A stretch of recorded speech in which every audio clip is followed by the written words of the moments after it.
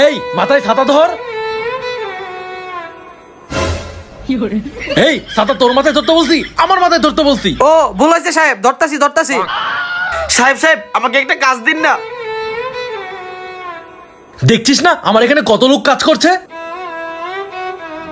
যা এখান থেকে, লাগবে না। আমাকে রাখেন, আমি না হলে না খেয়ে মারা যাবো। সাহেব গরিব লোক, রাখেন। আচ্ছা ঠিক আছে, 5 টাকার বেশি পাবি না। আচ্ছা ঠিক আছে সাহেব, আমি এখনই কাজে লেগে যাচ্ছি। এত আস্তে আস্তে কেউ কাজ করে? তাড়াতাড়ি কাজ কর। আচ্ছা অনেক তাড়াতাড়ি কাজ করতেছি। আর 2024 সালে কি হয় দেখো। কতক্ষণ হয়ে গেল, একটা কাজের মানুষও পাইলাম না। এই আমার বাসায় কাজ চলতেছে, কাজ করবে? আরে 500 টাকা দিব। 1000 টাকা দিলে করবো। স্যার ওয়ার্কার নাই, রাখেন। আচ্ছা ঠিক আছে, চলো।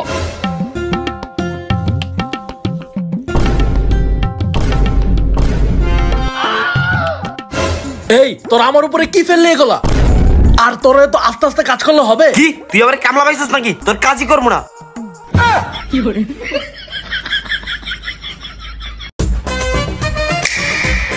আমার চুটকিতে জাদু আছে, চুটকি দিয়ে সবাইকে স্ট্যাচু বানিয়ে দেই। তোর কাছে চিপস চাইলে একটুও দিতি না, এখন তোকে স্ট্যাচু বানিয়ে পুরো চিপস সাবার করে ফেলবো। বাহ, ধান্দা করে চিপস খাওয়ার মজাই আলাদা। এখন তোকে ঠিক করে দেই।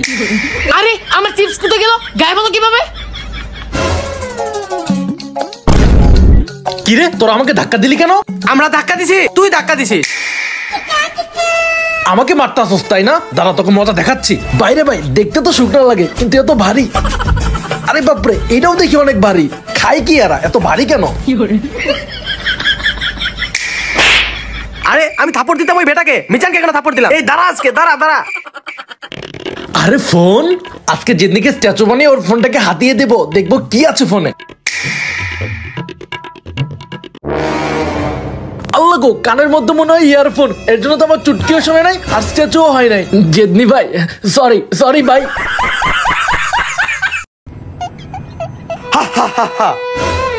দৈত্য তুমি এসেছো? হ্যাঁ জো হুকুম মালিক। ওই দেখ আলাদিন আর আলাদিনের দৈত্য। কই? আরে কানের বাচ্চা, চশমা পড়তে ভুলে গেছিস না? বাহ কি সুন্দর দৈত্য।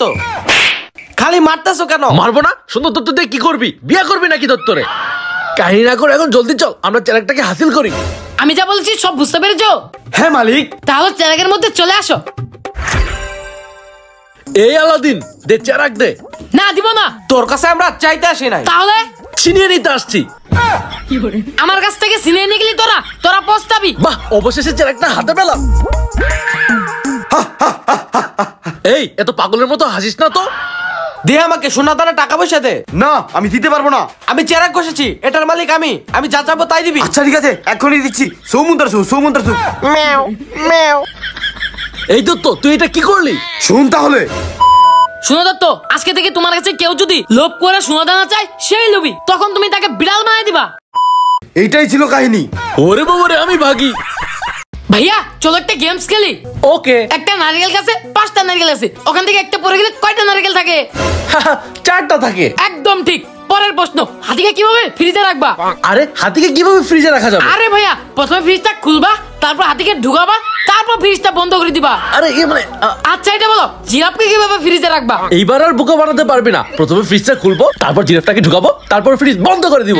নো, প্রথমে ফ্রিজটা খুলবা, তারপর হাতিকে বের করবা, তারপর জিরাফকে ঢুকাবা, আর তারপর ফ্রিজ বন্ধ করে দিবা।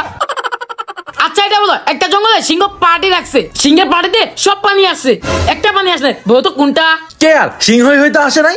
আরে জিরাফকে তো ফ্রিজে বন্ধ করে রাখছো, ওই আসে নাই।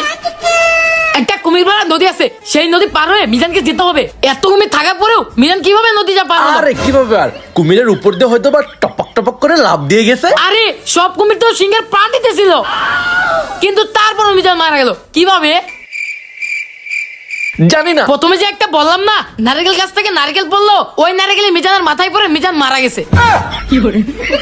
আপনারা কমেন্ট করে বলুন, এখানে আমার কিছু করার আছে? আমি হলাম পাগলদের পাগলা ডাক্তার। কিন্তু আমি তো পাগল না। সব পাগলরা সেম কথাই বলে। কিরে তুই হাততালি দিলি কেন? কারণ ওই আপনার পাগল পেশেন্ট। আমাকে শিখাস পেশেন্ট কে? আমি তোকে দেখেই বুঝতে পেরেছি তুই পেশেন্ট, আর তোর মাথায় সমস্যা। কি বিপদে বললাম রে বাবা, ডাক্তার বিশ্বাসই করছে না। ওই তো পাগলদের মতো বিড়বিড় করতেছে। বিপ্লবের সব সমস্যাগুলো আমি ডাক্তারকে বলি। হ্যাঁ আমি পাগল। এই তো আগেই বলছিলাম, দাঁড়া তোর পাগলের মেডিসিন আনতেছি। এটা এমন একটা ওষুধ যেটা খেলে বুড়া মানুষও জোয়ান হয়ে যাবে, আর পাগলরা তো একদম চাঙ্গা হয়ে যাবে। আমার তো নিজেকে একটু বুড়া বুড়া লাগে, আমি খাই ফেলি। আরে মুখ থেকে কথা বেরোচ্ছে না কেন? তুই বেশি কথা বলিস, এর জন্য তুই পাগল হয়ে গিয়েছিলি, তাই এর জন্য তোর মুখের কথা বলা আমি একদম বন্ধ করে দিয়েছি। তুই আর কথা বলতে পারবি না। তোদের চিকিৎসা সম্পন্ন করেছি, যা এখন। এই নেক্সট বলুন কেন এসেছেন? আমার একটা প্রশ্ন আছে। দে আগে 500 টাকা। আচ্ছা দিব টাকা। প্রশ্নটা হলো মাছ পানির নিচে কথা বলতে পারে না কেন? ও, পানিতে মাছ কেন কথা বলতে পারে না? এটা ডেমো, আমি তোমাকে এক্ষুনি দেখাচ্ছি। আয় এখানে দেখ, মাছ পানিতে কেন কথা বলতে পারে না। যখন পানির নিচে ছিলি তখন তুই কথা বলতে পারতেছিলি? নো। ঠিক এইভাবে মাছ পানির নিচে কথা বলে না। দে আমার 500 টাকা। আমি হলাম পাগলদের পাগলা ডাক্তার। দাঁত কিচ্ছু ভালো লাগতেছে না। আরে ভাইয়া আজকে বসে বসে টেনশন করতেছে। ভাইয়া সব সময় তো টেনশন করো কেন? টেনশন দিলে 2টা থাপ্পড় দিয়ে উড়াই দাও। আচ্ছা, তুই তো আমার সবচেয়ে বড় টেনশন। যা এখান থেকে। এখন শান্তি লাগছে, আমার টেনশনকে ভাগিয়ে দিয়েছি। ইয়া! এই তোদের 3 জনের মধ্যে কে সব আগে মারা যেতে চাস? তোর আগে মরার ইচ্ছা? না না, আমি আগে মারা যেতে চাই না। আমি তো দেখতে পাচ্ছি তুই সবার সামনে আগে আছিস।